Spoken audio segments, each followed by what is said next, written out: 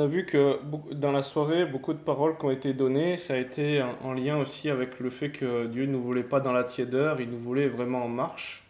Je pense que ça va dans l'alignement de ce qu'il m'a donné pour cet enseignement. Donc le titre, c'est Va avec la force que tu as. Va avec cette force que tu as. Pourquoi cet enseignement? Moi, je pense que le cœur de Dieu, c'est que beaucoup aujourd'hui en attend d'être équipés, suréquipés. J'ai même vu des personnes qui venaient, qui me racontaient. Là, j'ai eu encore au téléphone une personne qui a fait une formation pastorale, donc elle a fait 3 ans d'études, elle en a refait une autre à un autre endroit et elle veut encore faire une autre formation de disciple. Et aujourd'hui, je me rends compte qu'on peut passer toute notre vie à essayer d'être formé, toute notre vie voilà, essayer d'engranger de l'information et finalement, au bout d'un moment, ben, si je la redistribue pas, si je commence pas à me mettre en marche, eh ben, j'aurai pas plus de choses qui vont venir aussi. Moi, j'ai rencontré un missionnaire. Bon, il a fait une école théologique ou quoi, mais tout ce qu'il a appris réellement ou la révélation qu'il en a eue, ça a été vraiment dans le champ missionnaire et dans le fait de dire, OK, Seigneur, envoie-moi et je te suivrai. Et quand il est parti en mission en Irak, en Turquie, dans des endroits voilà, où c'était pas facile pour l'évangile, il est revenu et aujourd'hui, quand il me parle, il a des révélations de choses qu'il n'a pas eu vraiment un gros niveau d'études théologiques, mais il a des révélations et d'une profondeur parce que dans le vécu, dans la grâce de Dieu et dans l'onction, parce qu'il a donné ce qu'il avait, il a pu recevoir davantage. Et aujourd'hui, voilà, je pense qu'on est un peu des fois statique, un petit peu tiède, on attend de toujours avoir plus pour commencer à faire, mais moi ce que je remarque, c'est que les gens, même dans la vie au quotidien, il y a une démarche de foi, les gens qui sont les plus entreprenants, c'est ceux qui réussissent le mieux généralement. J'ai vu des personnes, franchement, ils se sont lancés dans des projets. Moi, je me rappelle à l'époque, je voulais monter mon entreprise et puis j'avais tout fait, le business plan, les machins, j'avais étudié ci, j'avais étudié ça, j'avais fait ci. Et puis, j'osais toujours pas me lancer. Et eux, j'en voyais avec qui j'étais en études, ils avaient rien fait du tout, ils connaissaient rien à rien. Quand je venais leur amener tous ces projets, c'était pour eux, ouais, machin. Ils y sont allés comme ça, ils ont foncé. Alors, il y en a qui ont fait des erreurs, mais les erreurs les ont apprises sur le moment, plutôt que de se dire, allez, je dois étudier tout parfaitement avant de me lancer. Et ces gars-là, bah, finalement, ils sont allés beaucoup plus loin que moi, qui était dans une mentalité où j'essayais que tout soit parfait avant de tout contrôler avant de commencer à me lancer. Et donc Dieu, il nous éduque dans la marche et ne croire qu'on ne fera pas d'erreur, ben, on va en faire, puisque la Bible, elle nous dit quoi? Que le juste, il tombe et que Dieu le relève. Donc il faut se donner aussi le droit, ben, dans l'apprentissage, on va faire des erreurs, sûrement. Quand on va commencer à faire, si vous pratiquez un métier, vous pouvez avoir toute l'instruction et puis vous commencez à poser du carrelage, ben vous rendez compte que les angles du carrelage, ça coupe, vous l'aviez pas vécu dans votre formation intellectuelle, vous vous rendez compte qu'il y a des coupes qui sont pas si faciles à faire, que certains moments où on vous a dit il faut partir comme ça, ben ce sera peut-être pas comme ça que vous devriez le faire à un autre moment.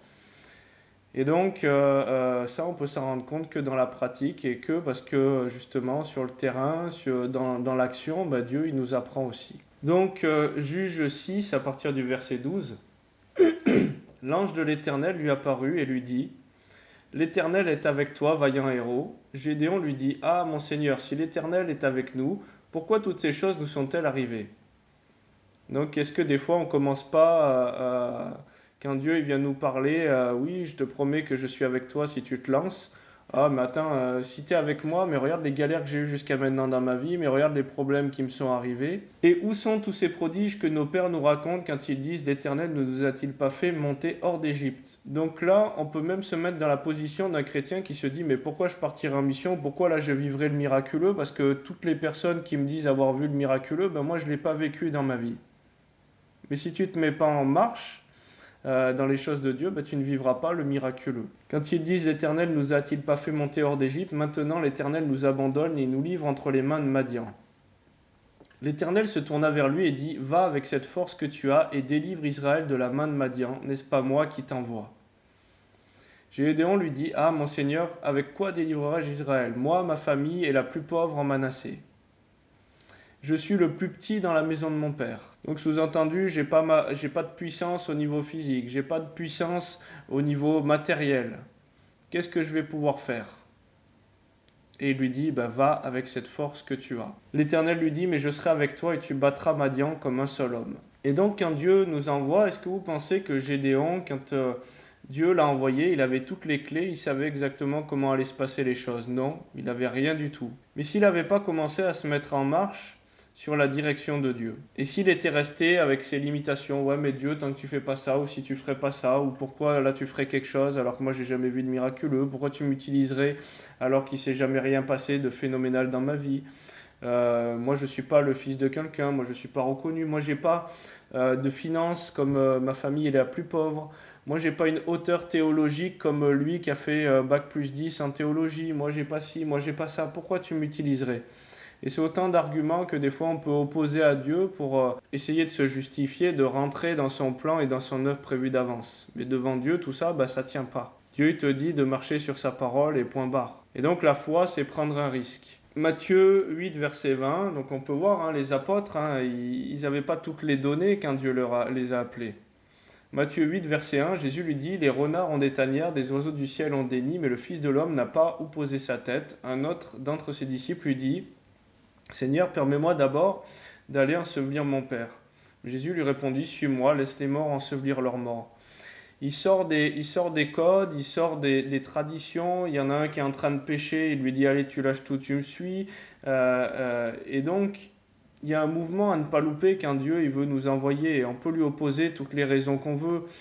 Ma famille est la plus pauvre, laisse-moi d'abord ensevelir les morts, laisse-moi d'abord faire ci, laisse-moi d'abord faire ça. Mais comme je le disais la dernière fois, la Bible elle dit qu'il y a un temps pour toute chose sous le soleil.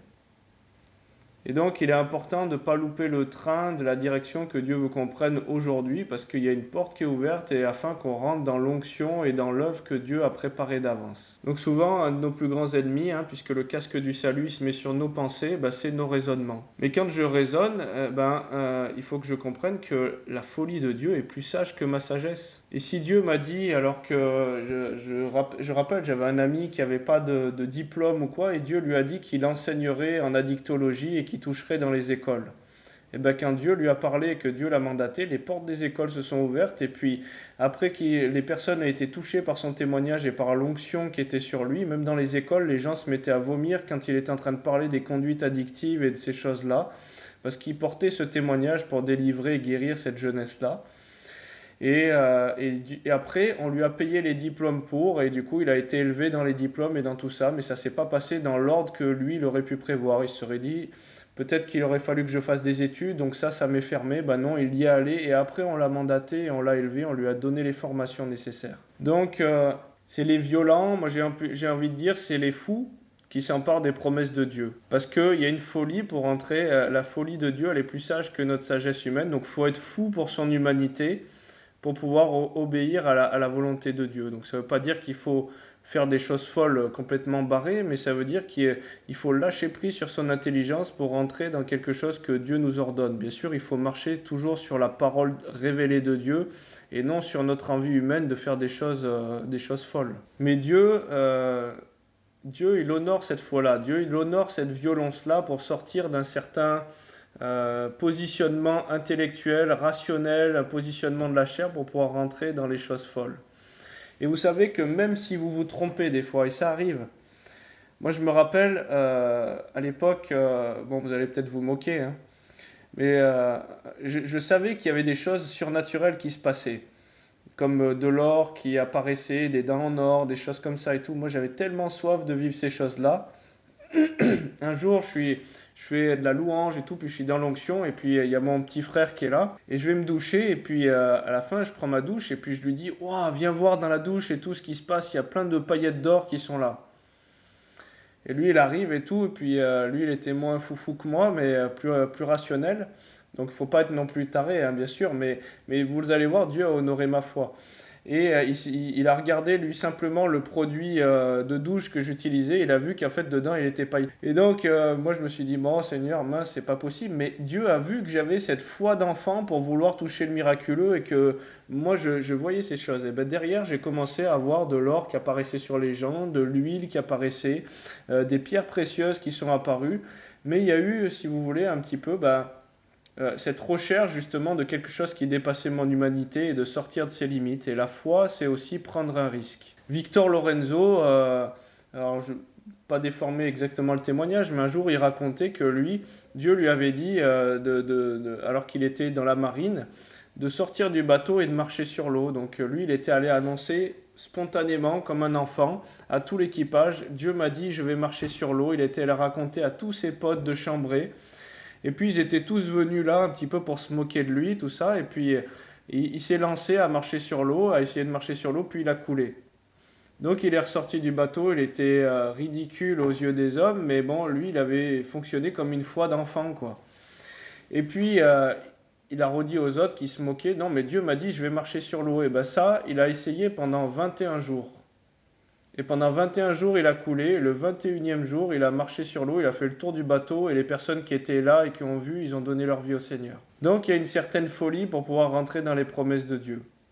Il y a aussi une part d'inconnu. Si on maîtrise tout, si on analyse tout, si on est capable de tout mettre dans notre cérébral avant de rentrer dans sa volonté à lui, ben on n'a pas besoin de la foi pour fonctionner. Donc le mieux qu'on ait à faire, c'est si Dieu nous parle, ne commencez pas à analyser, je ne sais pas, imaginez, Dieu vous dit achète ça ou fais ça. Reinhard Bonnke, dans ses livres de témoignages, il racontait qu'un jour, il voulait faire le plus grand chapiteau du monde, mais il n'avait aucune finance. Mais Dieu lui avait dit d'évangéliser et de faire quelque chose de grand. Et ben, qu'est-ce qu'il est allé faire? Il n'avait rien, il est allé voir les entreprises, il a commencé à commander le matériel, à aller voir les architectes, à leur dire faites ci, les ingénieurs, et c'était un budget énorme. Et au moment où il s'est mis en marche là-dedans, alors qu'il n'y avait pas encore la provision, ben la provision est venue après. Mais aujourd'hui, peut-être qu'il y en a qui se disent, mais j'aimerais d'abord avoir l'argent sur mon compte pour faire ci, ou les finances pour faire ça, ou d'abord la finalité de la chose, savoir où ça va aboutir, et ci et ça pour se sécuriser. Mais Dieu, il nous appelle à fonctionner dans une manière différente. Et tant que je commence à fonctionner comme ça, eh ben, le problème, c'est que je suis en train de limiter Dieu à mon humanité et c'est pas lui qui est Seigneur, c'est encore mon contrôle et mon humanité qui va décider de qu'est-ce que je dois faire, qu'est-ce qui est bon ou qu'est-ce qui est pas bon.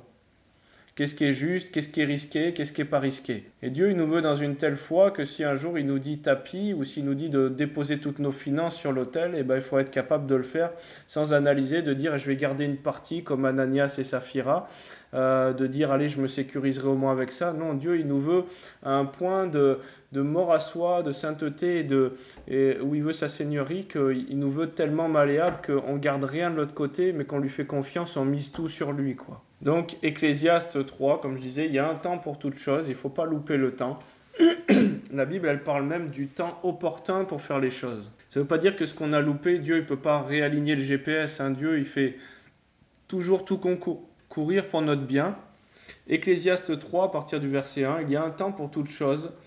Un temps pour toute chose sous les cieux, un temps pour naître, un temps pour mourir, un temps pour planter, un temps pour arracher ce qui a été planté, un temps pour tuer, un temps pour guérir, un temps pour abattre, un temps pour bâtir, un temps pour pleurer, un temps pour rire, un temps pour se lamenter, un temps pour danser, un temps pour lancer des pierres, un temps pour ramasser les pierres, un temps pour embrasser, pour éloigner des embrassements, un temps pour chercher, un temps pour perdre, un temps pour garder, un temps pour jeter, un temps pour déchirer, un temps pour coudre, un temps pour se taire, un temps pour parler, un temps pour aimer, un temps pour haïr, un temps pour la guerre, un temps pour la paix. Quel avantage celui qui travaille retire-t-il de sa peine? J'ai vu quelle occupation Dieu soumet les fils de l'homme. Donc, tous ces passages nous disent qu'il y a un temps pour faire les choses. Et des fois, on se dit, non, mais voilà, quand ce sera le bon temps de Dieu, ce sera qu'il y aura ci, ce sera qu'il y aura ça, ce sera que tous les paramètres s'aligneront pour que je sois pleinement certain intellectuellement que ma chair, elle soit sécurisée. Mais si tu commences à te dire que ta chair, elle va être toujours sécurisée pour entrer dans le plan de Dieu, les désirs de ta chair sont en opposition avec ceux de l'esprit. Et donc, il y a des personnes qui disent « Ouais, mais le fardeau de Dieu est doux et léger. » Oui, il est doux et léger. Il te tente pas plus que ce que tu peux porter, mais tu as quand même ta part à porter. Tu as quand même ta part à faire aussi dans cette mort à soi et de choses à déposer sur l'autel. Et sa grâce, elle opère dans les choses que tu ne peux pas porter, qui sont au-dessus de ta force. Mais tu as quand même ta part à faire de risque. tu as quand même ta part à faire de pouvoir te lancer hors de la barque. La dernière fois, le témoignage d'Epi, quand Jean-Paul il racontait que Epi il avait appelé devant 5000 personnes à amener des bouteilles d'eau parce que des sorciers avaient fait un miracle et il avait dit allez, Dieu va les changer en vin. Eh ben, il l'a fait comme ça sur une impulsion de l'esprit, mais toute la semaine il n'était pas réellement sûr que ça allait se passer. Il y avait toujours cette part en lui, mais il a décidé quand même de lancer cette parole et de l'annoncer publiquement. Et il a quand même pris 20 minutes sur le moment pour prier. Et les bouteilles d'eau se sont changées en vin. Mais dans toute chose, il y a toujours une part de risque. Moi, quand Dieu m'a envoyé au Maroc, Dieu m'a dit, mais quand j'ai posé le pied au Maroc, j'étais pas sûr qu'il me fasse passer les douaniers et que j'aille pas directement à la carte prison, à la case prison, quoi. Mais en faisant confiance à Dieu et en décidant de dire à mes craintes et à mon raisonnement et à tout ce que je pouvais penser ou quoi, tu restes derrière et je fais confiance à Dieu, et ben c'est là que j'ai vu qu'il a endormi les douaniers, c'est là que j'ai vu qu'il y a une lumière qui marchait devant moi, qui me montrait à qui parler, où j'ai fait des rêves la nuit, quand des personnes venaient ou se renseignaient sur nous ou voulaient nous livrer pour pouvoir être arrêtés. On a vécu des choses, mais ça s'est passé que dans le fait de laisser tomber certains raisonnements, certaines peurs, et dire que si ça vient du Seigneur, il y aura jamais aucune tension en nous ou que les choses couleront toutes seules, bah, c'est pas vrai. Moi, j'ai pas expérimenté ça. Beaucoup de personnes qui ont été sur le champ missionnaire et qui vivent des choses glorieuses que tout le monde aimerait vivre, c'est pas vrai non plus. Ils n'ont jamais vécu ça. Il y a toujours eu une part de leur chair où elle a tremblé, où elle a souffert un peu de rentrer dans le plan de Dieu. Elle a souffert des douleurs de l'enfantement. Donc c'est pas des douleurs qui sont insurmontables qu'on vit à l'enfantement, mais c'est quand même de bonnes douleurs, quoi. Et Dieu, il nous appelle de plus en plus à rentrer dans les choses qu'il a prévues d'avance, mais voilà, ça va défier notre nature humaine. Mais ce qu'il faut savoir, c'est que tant qu'on commence pas à faire un premier pas dans la grâce de Dieu, dans la marche de Dieu, dans l'alignement dans lequel Dieu nous veut, eh ben, beaucoup veulent l'onction. Mais l'onction et la force, elle grandit pendant la marche. Et déjà, Gédéon, il avait déjà toute la force nécessaire, mais dans la marche, à chaque fois qu'il y a eu un besoin, la Bible, elle dit que Dieu, il pourvoira aux besoins. Donc les besoins, la force, elle augmente pendant la marche. Psaume 84, à partir du verset 6. Lorsqu'il traverse la vallée de Baca, il la transforme en un lieu plein de sources, et la pluie la couvre aussi de bénédictions. Leur force augmente pendant la marche, et ils se présentent devant Dieu à Sion. C'est pas beau ça ? Donc, dès que tu traverses la vallée des larmes, ça se transforme en un lieu plein de sources, la pluie la couvre de bénédictions, et leur force augmente pendant la marche. Ce qui est prévu, c'est que Dieu t'affermisse, que ta force, ton autorité, la puissance de Christ qui se manifeste à travers toi augmente pendant la marche. Mais si tu ne marches pas et que tu restes statique, si tu es même rétrograde, si tu retournes à ton vomi, Dieu il veut que tu avances et le chemin, il est devant, il est dans sa volonté. Et là, l'onction, elle grandit, elle augmente pendant la marche. 2 Pierre 3, verset 18. Mais croissez dans la grâce et dans la connaissance de notre Seigneur et Sauveur Jésus-Christ. À lui soit la gloire maintenant et pour l'éternité. Amen. Donc il y a une croissance dans la grâce, il y a une croissance dans la révélation de Dieu, il y a une croissance dans la démonstration de puissance, il y a une croissance dans le fait que Dieu nous laisse de nouvelles forces, il y a une croissance dans la foi, puisqu'on a vu la dernière fois qu'il y avait des mesures de foi et Dieu veut faire augmenter notre foi. Aujourd'hui, moi j'ai une assise dans la foi que je n'avais pas à un autre moment. Il y a des personnes qui ont expérimenté par exemple des cancers et qui ont eu leur foi qui a été bâtie parce qu'ils ont passé par la vallée de Baca et leur force a augmenté pendant la marche et ça a posé une foi inébranlable dans le fait que le Seigneur va agir. Donc bien sûr qu'il faut être rappelé pour pouvoir marcher dans les plans de Dieu. Il ne faut pas marcher selon sa volonté, son humanité. Si Dieu ne dit pas de marcher sur l'eau, il ne faut pas marcher sur l'eau. Voilà. C'est vraiment marcher dans la volonté de Dieu, mais dans la volonté de Dieu, ça va défier notre humanité, ça va défier notre intelligence, ça va défier nos concepts humains. Job 17, verset 9, « Le juste néanmoins demeure ferme dans sa voie, celui qui a les mains pures se fortifie de plus en plus. » Vous imaginez, dans la marche, notre force augmente. Celui qui a les mains pures, celui qui avance dans cette voie, si le juste demeure ferme dans sa voie, il se fortifie de plus en plus. Donc tu veux être fortifié dans ta foi, tu veux grandir dans ta foi, tu veux croître dans la grâce de Dieu. Il n'y a pas une autre dimension dans laquelle tu peux marcher que dans ces plans. Si tu marches dans ta connaissance intellectuelle, si tu marches dans ta chair, si tu analyses et tout, tu ne feras jamais rien des plans qui sont prévus d'avance par Dieu pour ta vie. J'avais lu un livre aussi sur je ne sais pas si c'est pas même Yonggi Cho avec son livre La quatrième dimension, mais qui disait un jour que, je ne sais pas si c'est lui, hein, mais un gars où Dieu lui avait dit de construire une assemblée, quelque chose comme ça, et il avait acheté un terrain, voilà, et puis il n'avait pas de finances du tout pour bâtir l'assemblée, et puis Dieu lui a dit va te positionner sur le terrain tel jour, et puis il était là, et il attendait, il se dit mais qu'est-ce que Dieu va faire, je suis sur ce terrain, il n'y a pas grand monde qui passe, machin, et tout ça. Et le gars il s'est positionné sur le terrain, par la foi il a fait tout ce que Dieu lui demandait, donc il y avait quand même cette obéissance et cette folie.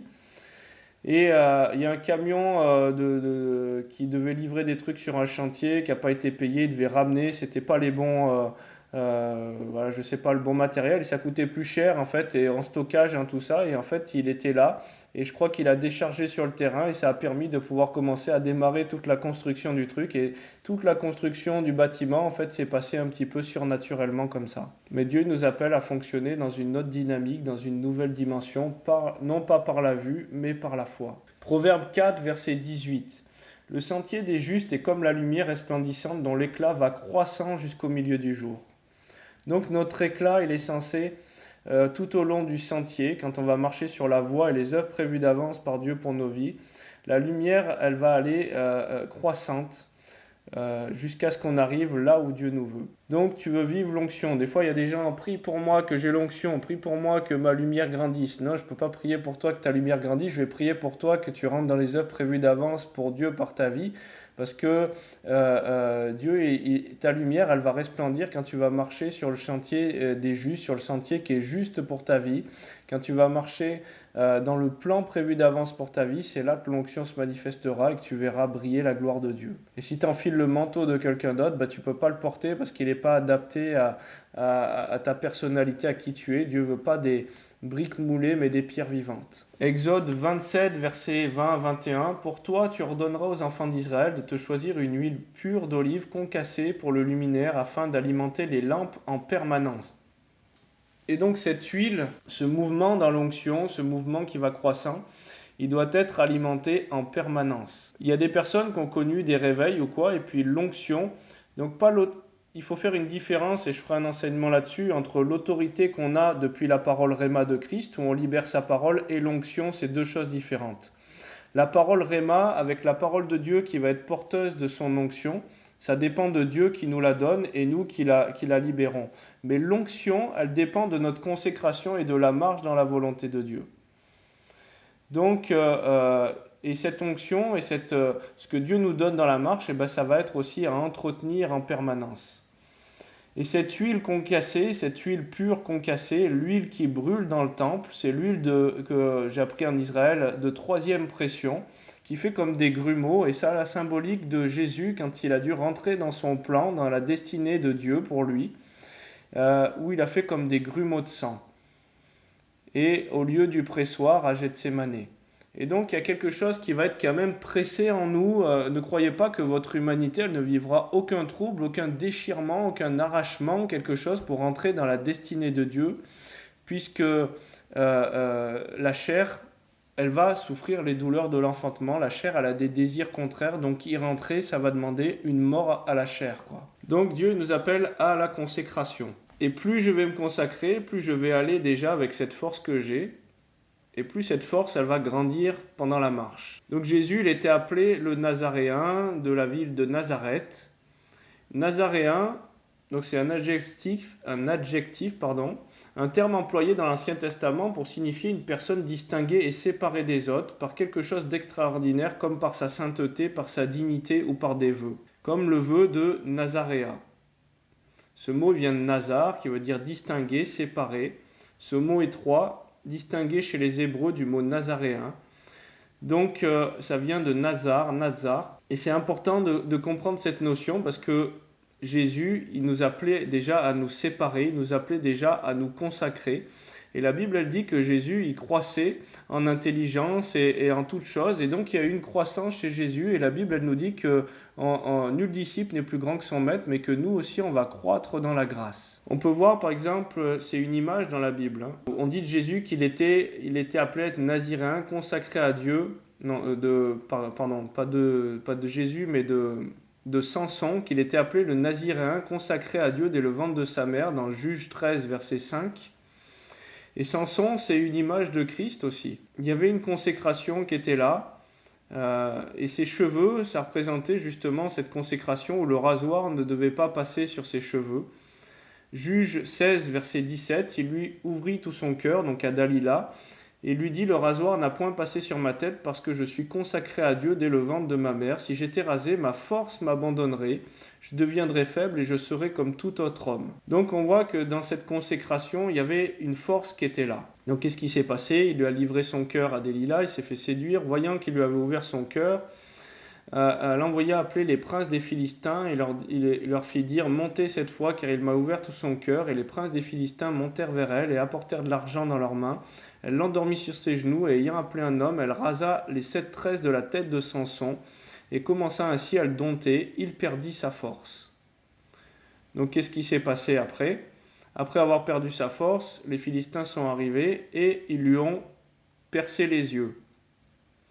Donc qu'est-ce qui se passe en Éden, par exemple, quand on sort de la consécration? La Bible dit que les yeux d'Adam et Ève s'ouvrirent et ils connurent qu'ils étaient nus. L'apôtre Paul, ce que nous dit la Bible, c'est qu'il a d'abord perdu la vue, il était comme aveugle avant de la retrouver en Christ. Et en fait, c'est que cette fausse connaissance, cette connaissance depuis l'ennemi, elle devient une lumière aveuglante, elle nous fait perdre la vue quand on sort de la sainteté, quand on sort de la consécration, du plan de Dieu. Et la vue, c'est l'organe de la révélation, l'organe de la connaissance spirituelle. Et depuis la révélation, la puissance de Dieu va se manifester. Donc c'est une ombre aussi de ce que Dieu nous appelle à faire. Et qu'est-ce qui s'est passé? La Bible, elle nous dit aussi que les cheveux de Samson, ils ont commencé à repousser. Et donc, dans cette croissance, dans la marche, dans l'onction, dans ce qui était en train de se passer, sa force est revenue. Et on nous apprend que du coup, avec cette force qui était en train de revenir, là où il en était, Samson, il a pu s'appuyer contre le temple, et il a pu renverser le temple et tuer encore plus de Philistins par sa mort, et renverser le temple de Dagon, du dieu Dagon. Il a tué plus de personnes qu'il en avait tué encore pendant sa vie. Juge 16, verset 28. Alors Samson invoqua l'Éternel et dit, Seigneur éternel, souviens-toi de moi, je te prie, ô Dieu, donne-moi de la force seulement cette fois, et que d'un seul coup je tire vengeance des Philistins pour mes 2 yeux. Samson embrassa les 2 colonnes du milieu sur lesquelles reposait la maison, il s'appuya contre elles, l'une était à sa droite et l'autre à sa gauche. Samson dit que je meurs avec les Philistins. Il se pencha fortement et la maison tomba sur les princes et sur tout le peuple qui était. Ceux qui fit périr à sa mort furent plus nombreux que ceux qu'ils avaient tués pendant sa vie. Donc on voit que même si on est rasé ou si on part rasé dans notre vie, on part sans cheveux, et les cheveux ils poussent aussi normalement à fur et à mesure de notre croissance.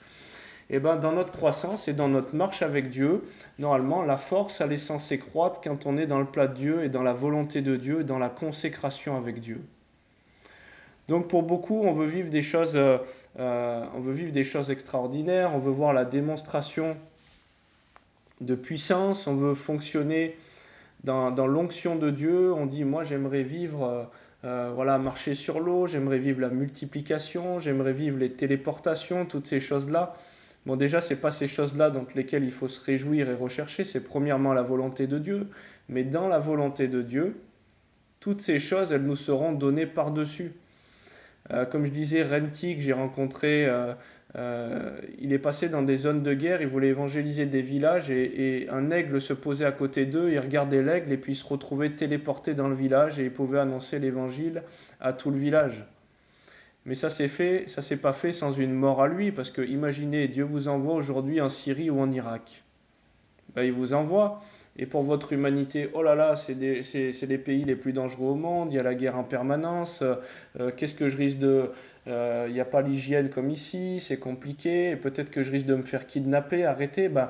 tous ces raisonnements, quand Dieu vous appelle, je suis désolé, mais il faut dire reste de côté et c'est pas toi qui va commander. Et donc il y a une folie pour pouvoir rentrer dans les promesses de Dieu, mais pas une folie qui vient de notre humanité.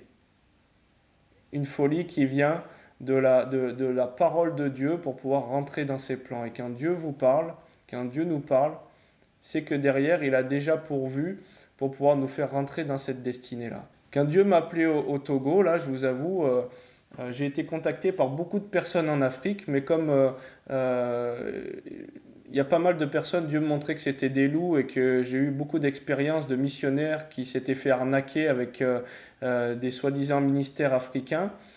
J'étais assez frileux et j'en ai refusé beaucoup. Quand j'étais en train de demander à Dieu, est-ce que lui, je voyais un loup ravisseur, est-ce que lui, je voyais quelqu'un qui voulait profiter des finances. Et puis il y a ce pasteur au Togo qui m'a contacté, que je ne connaissais pas, qui a commencé à se connecter un petit peu à l'assemblée. Et j'ai dû mourir à mes raisonnements quelque part pour pouvoir aller au Togo parce que je ne l'avais jamais vu. Il fallait que je lui envoie de l'argent d'avance pour pouvoir financer la mission, mais je l'ai fait parce que Dieu me l'a dit cette fois-ci. Je ne l'ai pas fait parce que... alors que d'autres m'avaient proposé, je ne l'ai pas fait sur mon envie humaine d'aller dans tel endroit, mais parce que Dieu m'avait appelé là-bas. Et j'ai envoyé quand même une somme conséquente pour la mission, j'ai envoyé presque 3000 euros. Donc ça aurait pu être 3000 euros qui auraient été perdus. Puis j'avais une responsabilité parce que c'était aussi l'argent des personnes qui soutiennent cette vision. Donc j'étais pas tout seul derrière. Donc il y avait un risque. Donc ma chair, elle était quand même un peu tremblante, mais j'ai décidé de ne pas regarder ma chair et de quand même foncer. Il a pu se passer des centaines de conversions, des gens transformés, 4 ou 5 aveugles qu'on vu, plusieurs sourds et muets, un paralysé, des os qui se remettaient en place, toutes sortes de choses, et puis surtout beaucoup d'âmes gagnées pour le Seigneur. Mais ça n'aurait pas pu se faire, encore une fois, sans le fait de dire, allez, je décide d'aller. Je décide de sortir de ma barque. Une fois, on m'a demandé de prêcher en anglais au Pakistan. Franchement, moi je speak pas English very well. Là, je suis en train de prendre des cours et de travailler mon anglais. Mais il fallait prêcher en anglais. C'est quelque chose déjà prêcher au Pakistan et à distance. Ça paraît déjà un peu fou. Qu'est-ce que Dieu va faire et ci et ça. Mais en plus, prêcher en anglais, c'était une folie. Mais j'ai quand même dit oui, ok à Dieu parce que je sentais que c'était sa direction. Sur le moment, alors qu'il y a certains mots, même en anglais, que je ne connaissais pas, ils me sont venus pendant les prières de guérison et de délivrance. Et il y a 60 personnes qui ont donné leur vie au Seigneur au Pakistan sur un écran interposé où je prêchais en anglais et des gens qui ont été guéris là-bas. On n'a pas tous les paramètres, on ne connaît pas grand-chose. Je pouvais juste peut-être dire The yes needs the no to win. Mais voilà, le Seigneur, il avait plus de mots que moi, il savait faire mieux que moi. Mais si j'avais dit non, qu'est-ce qui se serait passé pour ces personnes? Parce que je trouvais que finalement c'était insécurisant, je trouvais que c'était pénible pour mon humanité. Il y a des personnes des fois qui veulent servir le Seigneur et je leur dis, tiens, il y a un live à tel moment, à tel endroit, à telle heure. Oh là là, mais c'est tard ce live. Je risque d'être fatigué le lendemain pour le boulot, je risque d'être ci, je risque d'être ça. Mais il faut être capable de dire à Dieu, est-ce que je fais ta volonté, je te place à la première place et je meurs à mes raisonnements. En mission, des fois, on fait des choses, ou même au quotidien, il y a des personnes qui appellent voilà, bon, c'est pas un exemple, faut pas appeler à 2h, 3h du matin, mais si le Seigneur vous dit de décrocher, qu'est-ce que vous faites? Non, je suis fatigué, j'aimerais dormir. Des fois, c'est des journées qui font des journées de 12 heures de prière, et puis il y en a encore des fois le matin quand on se lève qui sont là déjà devant la porte de la chambre avec une file de 20-30 personnes. Mais le Seigneur est là, il renouvelle les forces dans la marche. Il y a des moments où je dormais pas, mais j'avais pas sommeil. Et on voit dans la Bible, l'apôtre Paul, il prêche toute la nuit. Il y a un gars qui écoute sa prédication, il tombe mort de fatigue de la fenêtre, et puis Paul, il va le voir, il dit non, c'est bon, il dort juste. Et finalement, qu'est-ce qu'il fait? Il nous dit dans ce passage qu'il est encore en train de prêcher l'évangile, et le lendemain, il nous dit pas qu'il se repose ou toutes ces choses-là. Il dit le matin étant venu, il rallia une autre ville. Il a prêché toute la nuit. Donc vraiment, Dieu, il nous sort même de nos concepts de ce qu'est le repos, de ce qu'est ci. Des fois, on fait des jeûnes physiques de nourriture, mais est-ce que des fois, on a fait des jeûnes de sommeil pour le Seigneur? C'est aussi quelque chose que je dépose sur l'autel pour le Seigneur. Et le Seigneur, il nous amène des fois à rentrer dans certaines dimensions comme ça. Donc la consécration, elle va coûter quelque chose à votre humanité, mais vous allez voir que le fardeau, il n'est pas aussi pesant que vous essayez de le comprendre, enfin de le croire. et surtout ça va être une croissance pour l'homme nouveau, et il va pouvoir se passer quelque chose de différent sur la terre comme au ciel. Et parce que vous êtes fidèle en peu de choses, bah Dieu, il va pouvoir vous en donner plus. Mais encore une fois, l'évangile, c'est si quelqu'un veut venir après moi, qu'il renonce à lui-même, qu'il porte sa croix et qu'il me suive. Cette croix, elle va faire un petit peu suer l'homme ancien, j'ai envie de dire. Parce que la porter, c'est pas forcément évident, mais elle n'est pas au-delà des forces de ce qu'on peut porter. Mais cette humanité, sous cette croix, sous cette direction de Dieu, elle va s'écraser, elle va produire une huile d'onction et une gloire qui dépasse notre humanité. Mais est-ce qu'on est prêt aujourd'hui? Parce qu'on veut adorer Dieu, on veut dire je sers Dieu. Moi, j'ai même des fois, j'entends des personnes, oh lui, il tape pas assez des mains, il fait pas assez ci, il fait pas assez ça. Mais euh, euh, c'est surtout qu'est-ce que Dieu t'appelle à faire qui compte. C'est pas le fait de taper des mains ou de le louer pendant 5 ou 6 heures. Si Dieu ne t'a même pas appelé à ça, c'est pas là qu'il y aura vraiment la plénitude de l'onction et de ta vie déposée sur l'autel comme un parfum d'adoration, plus grand que 6 heures de louange, quoi. Donc mon juste vivra par la foi, et s'il se retire, mon âme ne prend pas plaisir en lui. La foi vient de ce qu'on entend, et ce qu'on entend vient de la parole que Dieu nous adresse personnellement. Et cette parole, elle va créer la mort du vieil homme pour que l'homme nouveau croisse et que l'ancien diminue.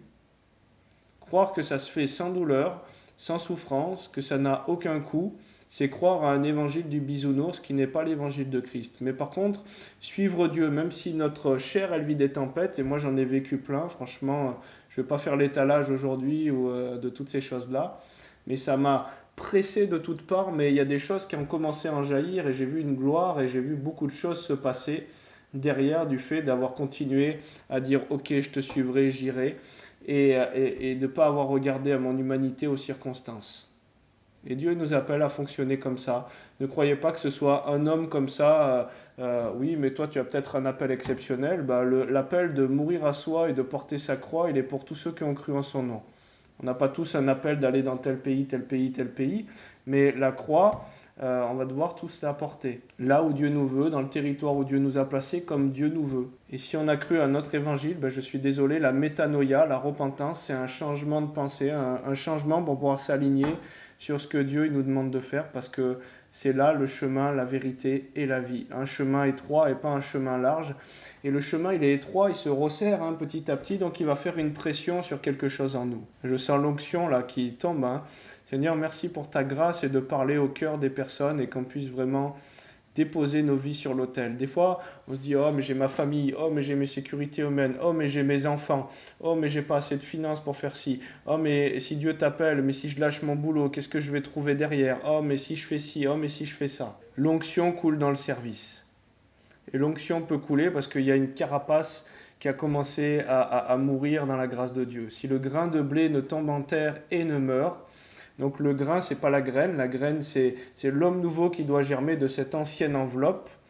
Le grain, c'est ce qui entoure la graine, c'est la carapace qui meurt dans la terre quand vous plantez une graine, pour que la plante puisse jaillir. Si le grain de blé ne tombe en terre et ne meurt, il ne peut porter beaucoup de fruits. Donc Seigneur, merci pour ta grâce, merci parce que tu nous as tant aimés, que tu as voulu l'homme ancien mort, que tu nous veux mort dans notre humanité, et on veut décider aujourd'hui dans ces choses voilà, que tu viennes nous parler sur ce que tu voudrais aujourd'hui qu'on te dépose sur l'autel, sur le pas de foi que tu veux qu'on fasse, qui va forcément nous coûter, mais qui va nous amener à être dans ta volonté, Seigneur. Qui va nous amener à croître en toi, qui va nous amener à être la lumière dans ce monde de ténèbres. Seigneur, ta grâce au nom de Jésus. Ta grâce au nom de Jésus. Seigneur, merci pour ta grâce. Merci pour ta présence. Merci pour la radicalité de nous communiquer cette radicalité, Seigneur. Merci de nous emmener, Seigneur, plus loin que là où nous, on serait allé avec notre humanité. Qu'on ne tombe pas dans un évangile cérébral, qu'on ne tombe pas dans un confort que la chair affectionne pour pouvoir tomber dans un évangile qui nous arrange, nous, et non pas notre volonté, Seigneur, mais surtout ta vision à toi des choses, ta compréhension à toi des choses. Viens nous révéler même des passages que des fois notre humanité, on lit la Bible et vous savez, notre chair, elle est faite pour se protéger, pour faire un déni de ce qui lui serait un petit peu trop violent. Donc on se crée des forteresses. C'est un peu comme le déni quand quelqu'un a été violenté, abusé. Et bien des fois on lit la Bible, mais il y a des choses qu'on ne veut surtout pas voir avec notre humanité. Et donc, inconsciemment, on les a jamais vus. Des fois, j'ai lu des passages aux personnes qui pourtant avaient lu beaucoup de fois leur Bible, mais c'est comme si ces passages ne s'imprimaient pas du tout chez eux. Il y avait une partie de leur être intérieur qui ne voulait pas les voir. Mais la Bible, elle nous appelle à renoncer à nous-mêmes et le suivre. Le Seigneur, il dit, qui marchera pour moi? Qui enverrai-je? Et je vois comme un bon soldat, je vois comme si quelqu'un vient au pied du trône et s'agenouille et c'est comme s'il est prêt à donner sa vie pour cette cause. Est-ce que vous pensez, le Seigneur, il nous veut dans la même dimension que ce qu'ont vécu les apôtres, il veut qu'on soit prêt à donner notre vie, s'il le fallait. Mais en tout cas, il y a certains aspects de notre vie qu'on va devoir donner pour l'évangile. Ça ne veut pas dire forcément qu'on va tous mourir sur un champ de combat, de bataille, torturés, tout ça, mais le Seigneur, il nous demande, quand on le fait Seigneur de notre vie, quand on décide que ce soit plus nous qui vivons pour nous, mais pour lui, ben, c'est comme s'il attendait des soldats qui sont prêts. Et un soldat, la Bible elle dit, il ne s'embarrasse pas des affaires du monde s'il veut plaire à celui qui l'a enrôlé. Donc Seigneur, que ton esprit nous pousse en nous, qu'on soit tellement passionnés pour pouvoir courir vers toi, Seigneur, et avec joie rentrer dans tes plans, Seigneur. Même, regarde, Paul, il se plaît dans les outrages et dans toutes ces choses-là, ben, que Seigneur, on soit vraiment même dans la joie, dans tes plans. Quand il y a quelque chose qui vient outrager, persécuter notre vie, que c'est difficile, Seigneur, mais que c'est une joie et une gloire parce qu'on fait ta volonté, on est dans ta présence. Seigneur, amène-nous à regarder à ce positionnement, à la joie à venir plutôt qu'à la réalité présente. C'est ça, se positionner dans l'homme nouveau. Seigneur, délivre-nous des peurs, délivre-nous même des peurs de la souffrance. Parce qu'aujourd'hui, il y a des gens qui ont peur de la souffrance, mais finalement, ils souffrent aujourd'hui de ne même pas rentrer dans le plan de Dieu. Donc autant souffrir de rentrer dans le plan de Dieu. Merci pour ta grâce. Merci de venir dans les raisonnements, dans les pensées, enraciner ta vérité, ta volonté.